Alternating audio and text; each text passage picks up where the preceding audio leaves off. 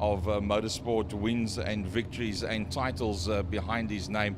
But this front row of the grid, I must say, to see these Laude Classics down on track and look at the detail of some of these motorcars, Francois, is unbelievable. Yeah, Gary and Byron, I'm just jumping in here just to give you guys a bit of a rundown. So I got schooled last year.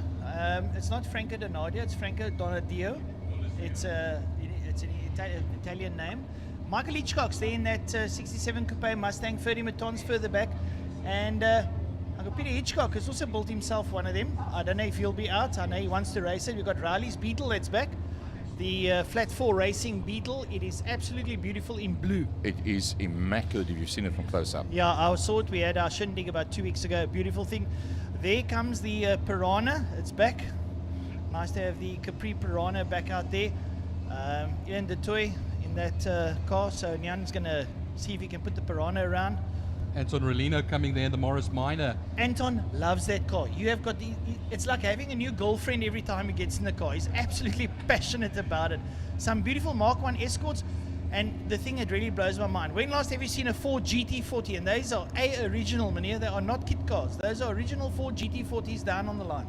There was actually somebody on Facebook in the week now that they heard about these GT40s, and they said, well, they hope that they're going to be driven in all anger and not sort of like looked after. And there was about 6 people there after that literally laughed this guy and said, what do you think these guys do? Come to show their car? No, they ride it like they stole it. And I must say those GT40s are beautiful. The 58 and the 60 car, both of them utterly immaculate and driven very hard by Jan Kling and Leonard Boland. And then my mate Kerry Blows is down there in the 260Z Nissan. And he's looking forward to racing. Also a very passionate man. Good to have him out on circuit. He just came back into the country in the last 2-3 days. He suffers from a travel sickness. Yeah. he's got a bad attack of what Frankie suffers from, that fear of missing out. He just goes overseas to make sure FOMO. so that he doesn't miss out on that. It's going to be a brilliant field. Look at these classic cars. I mean, look at this field. Down there still battling at the back. And we've got another man out here. Vance Kearney in the VW Fox, the yellow Fox, my man, all the way from the UK. The Lotus 99T, of course, from 1987. No, Yeah. of course, it is the Jetta, Yes. the Fox, sorry, and The that Fox. has got the color scheme of camel. Yeah. Taking us back to the days, of course, Ayrton Senna in that yellow 99T with the yellow helmet. Lovely, lovely. The old Jordan colours almost, eh? The camel. Lekker to have them out there. We've got Aaron Svillion in the Alpha. Ernest Leeters out there. Wayne Lotters out there. Wayne, we saw the hill climb in the Escort, you remember? Hell yeah. That thing was Could I forget? very quick. It was burnt into the back of my brain for forever. And Wayne said to me, he's looking, Anton Relino in that Morris. that Morris is a feat of engineering, Gary. No, it is. You know, it's like when you go to the toilet, the piping, but there's 7 other pipes. You don't know what they Yeah. do. It's one of those. You've only got one product to offer, but they've got 7 different ways of getting rid of it. Well, that car, as you say, it's got some amazing... Oh, looks like one of the Hutchings is slowing down. That's Trevor. Trevor. That's Trevor Hutchings, unfortunately. And that's sort of not Trevor. Trevor's very meticulous on his car, him and Lane. Lane drives the Golf and Trevor's in the Sirocco. Maybe a bit of a link pin on the gearing or something that he can't get it into gear. You see he's battling to work that. He might just have to get off circuit or he might get it right. I don't know, but he's gone dead still. So Well, I think that's a gearbox problem. I think it's a motor problem. They're going to have to move that kind of very quickly. He obviously was trying to get to the runoff area, but even then, that runoff area, you don't want the car to be standing there. But as always, the Marshals are the there? A-team in Killarney International, otherwise known as the WPMC Marshals, who will be doing duty later this month At Formula E, yeah. at the Formula E. Greg On the- Maloney going to be doing that one. Mike Side for the international coverage of that as the main pack works their way down the back main, and the A-team already got the Hutchins car hooked up Well, I and think on its way. if the bucky goes quick enough, he might be part of the race still. You know what I mean? He actually fancies staying on the back of the pack. He's doing his duty, but he's doing it slightly too well sometimes. Yeah. Right, guys, I'm going to knock off. You do the race. Have fun. And like my mate from ZZ Top, the Reverend Billy Gibbons says, take charge. Well, I tell you, I don't know who's going to take charge of this one. Could it be Donadieu, as you say? I knew him as Franco Donadio. In the words of the legendary Jack Holloway, Beno Franco Donadio. That's how we got to know him at Goodwood Showgrounds. So here we come up towards the line with me, Mike Side, the man that's been doing Laude Classics for many, many years. Jonathan Gunn and Ken Persson on, no, it's not Jonathan Gunn.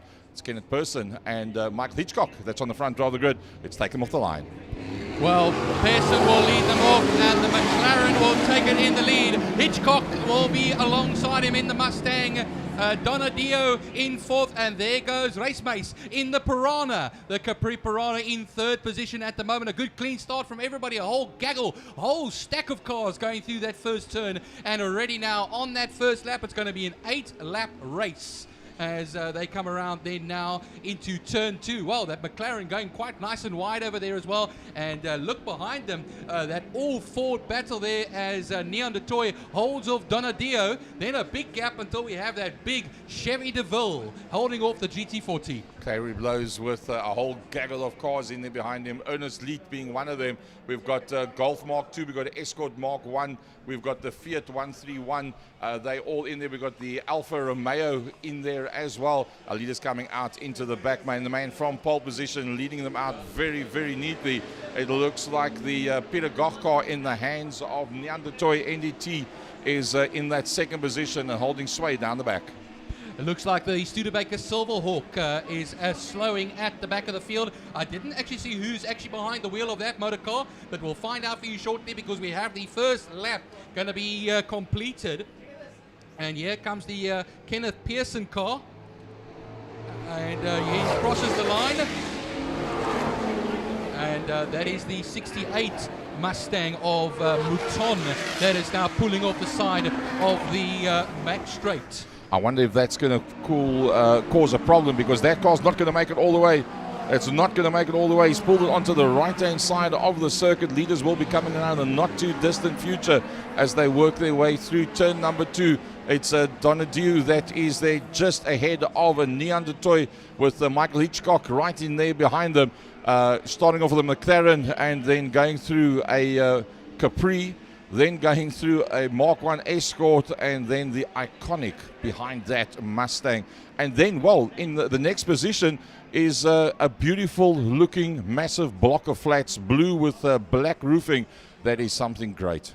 Oh yeah, the Chevy DeVille, that is well and truly up there as well. And while Kenneth Pearson still leads in the M5B McLaren, and I see it's going to be Neon de Toy that now leads in the Capri. So going up now into the lead, Michael Hitchcock will follow. Franco Donadio will go past him, and then Eric Mouton in that Chevy DeVille, as Gary was saying over there, still holding in there as well now. But look at this now. They're all clumped together towards the line. They'll then run 7 laps to go, 6 when they cross the line. Now Person lost 2 positions and it looked like he was rolling out of the gas a bit going down the back main, but he's right there on the gas again, just ahead of Hitchcock in that 3rd position. Don't forget about Mouton that's coming through with a block of flats in there behind that. He's not that far off them. It's all about Neandertoy with Franco Donadieu that's right in there with him. Then it's Kenneth Pearson. Then in behind that, that beautiful Ford Mustang of Hitchcock. Mouton, I don't believe is being dropped at this stage of the fight. He was 1.1 seconds off the back of that lead group, but I think he might just be able to hold on. But a lot of eyes are going to be on the next 2 vehicles behind those iconic GT40s. Just taking a look a little bit further down the field, Gary, Class B being led currently by the Datsun of Charlie Arton, number 80, ahead of Aiton Bogart. Of course, in the Ford Granada, unfortunately, there's the 140Y of John Hurst that's parked at the side of the back straight. Did you say why not earlier on? It's unfortunate over there. We just found a reason. It's the only reason. That's the only reason you can find, unfortunately. And now Trevor has got going again. Trevor Hutchings, yes, sorry there, thank you very much. Just going blank for a second. He's got back out there, Gary. Meanwhile, Neon de Toy puts in a 1:23.290. And Donadio is going a little bit slower as well. I see his nose car that's pulled off on the entrance to Interceptor corner, going out into the Jabez Straight on the exit of a turn number 1. That's our leader. It's Neandertoy. It's Person that goes past, and well, he just blew past at the front end of the pack. I believe that he's just having a bit of fun there with them, bringing it all together. Donadio, he slides the tail end as they go through a turn number 2. out towards the kink in front of the Kazoo embankment, down towards Interceptor corner. Donadieu's holding in there. Well, I tell you what, the Mustang is not exactly being lost there of Hitchcock. Neither is Maton. Maton 1.1 seconds, so he's holding on. Can he close? I don't think so. They need to fight it out a little bit, but that is the leading group up front, the Class A's, and then the oh, it's Maton that's gone. Maton went off backwards in turn 4. Brilliant camera work on that one. Oh, he just held it over there. Now let's see, as you see the Ford Granada, yellow flags will be waving in that section, Gary. No passing under any circumstances. So hopefully nobody has done so, but has Mouton been able to get going again? No, it doesn't look like it. He hasn't come into sight. Yeah, he hasn't come into sight. Meanwhile, it is the Honeywell and Eighton Bogart who are actually fighting each other. That's the Ford Granada and, of course, the Porsche 944 in the Golf colours. Yep, that is the Class B battle. They're 8th, 9th and 10th out there on circuit. Mouton, we have not seen him come back out on circuit again. So, yeah, I don't know what's going to happen with that one. But now there's cars spread out right around the circuit. And I see Hutchins in the Scirocco is once again going slower. And let me tell you, Neon de Toy is pushing incredibly hard over here. I see Kenneth Pearson is now in the lead again and got a 1:28.67. Where now is Neon du Toit? He's registering down in 10th position. He's dropping down the field. That number 22, Capri Piranha, is disappearing. Something must have gone wrong with that car. That's in the Goch colours still. That car stands in the Neon du Toit workshop right here at Killarney International Raceway. So a couple of unhappy people for the opening round out there. Cars spread around the circuit. This beautiful Blue Beetle coming past us. You can't miss that Blue Beetle when it comes up the start-finish line.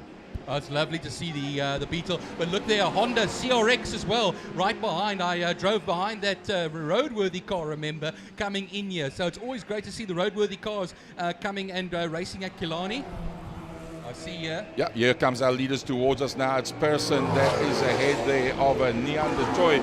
Then it's Hitchcock that's gone past the Donadieu. That's your front grouping. Then the first of the GT40s coming up towards us as Hitchcock gets past. And unfortunately, that's going to mean that he's been now made one lap down. Yeah, it's Kling and Bolin that come through in the pair of GT40s. We wait now for Class B. It will be Glenn Eighton Bogarts that should be coming across the line. There's the Granada, and then Honeywell will follow suit. A bit of a gap between them, and then Charlie Arton will be coming through now. It's actually it's Kerry Blows, actually.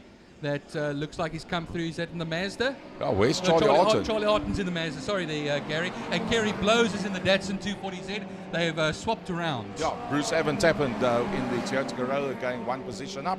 So that is the Class C battle. So Bruce Evans-Tappan leading out there from the 74 of Hutchings. Yeah, and then just taking a look at Brian Evans currently leads Class D at the moment. And that's in the Ford Escort, one of the many Ford Escorts out there, ahead of the 120 of Lotra, and De Kock will be filing in there behind them as well, number 59. And then I think it's Johnny Gunn, that's all the way down in 17th position. That is 5th place in class. Neil Mouton leading out in Class E, and well, I think Neil Mouton will be quite happy with that. Oh, Donadieu just carving through the pack as they work their way through. Pearson was the first one to go through that pack, followed through there by Neon du Toit, followed through by Donadieu. Nothing much between second and third at this stage of the fight.